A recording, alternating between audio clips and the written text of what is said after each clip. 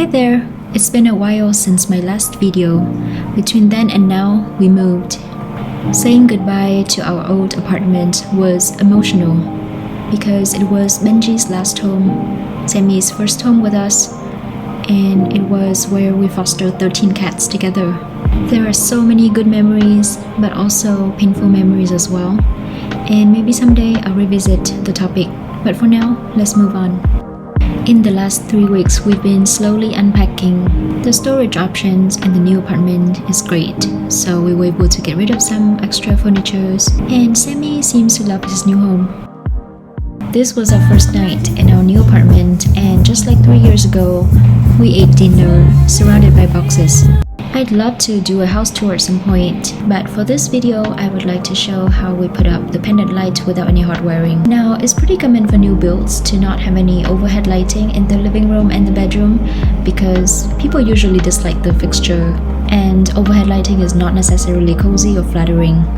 That said, I do want a pendant light to draw the eyes up. And the rice paper lampshade has been all over social media. It's kind of trendy, but I dig it. At our last apartment, we also did not have hard wiring, so we installed a couple of plug-in pendant lights using adhesive ceiling hooks. I could tuck the cord behind the pictures hanging on the wall, but it doesn't fully conceal it. So this time, I want to challenge myself to come up with a cleaner solution. I didn't want to call a contractor to drill into concrete. So that means I need a strong adhesive to attach the pendant light fixture, and also a light bulb that doesn't require a power source. Here are the things you need for that. The first thing you need is a basic pendant light kit. These usually come in white and black. However, most of them come with this tiny little mounting bar. It works if you would like to drill into the ceiling, but if you were to use an adhesive, that is not enough surface area. So I also got these mounting plates. They have more surface area for me to work with, and I only need one of them. This is the mounting tape that I use. It is super heavy duty. After 3 days, it will become super sticky. But it is also renter friendly because you can remove it by stretching it out parallel to the surface, basically the same way that you will remove any 3M adhesive. Since I do not have hard wiring, I also got a rechargeable light bulb. This is an E26 base bulb, operable via remote control. It is dimmable, and you can also recharge it with a USB-C cable. I've had my eyes on the Hay rice paper lampshade in the ellipse shape. I feel like it's not as overplayed as the large round one, and it also works for my ceiling because I don't have as high ceiling. Unfortunately, it was on back order for a couple of months, and the person who had it on Facebook Marketplace was not serious about selling. So that's why I got a dupe on Amazon from this brand called Henjiras.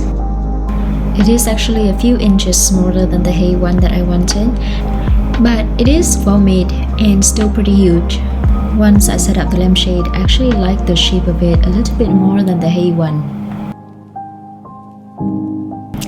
This is the rechargeable light bulb I mentioned earlier. It has a USB-C charging port, and I come an E26 base that you can easily screw on to the pendant light kit. Here I'm just testing out the temperature of the light, make sure that it's warm and cozy. Once that is ready, pop it inside the rice paper lampshade and stretch it out before attaching the wire frame to the lampshade. Okay, don't laugh, but during the 3 days it took to cure the adhesive, I taped a dust bag over the ceiling mount so that in the very unlikely event that anything were to fall down, the 2 screws would not hit us in the head. Now that the adhesive is cured, all that's left is lining up the 2 screws with the holes of the pendant light kit.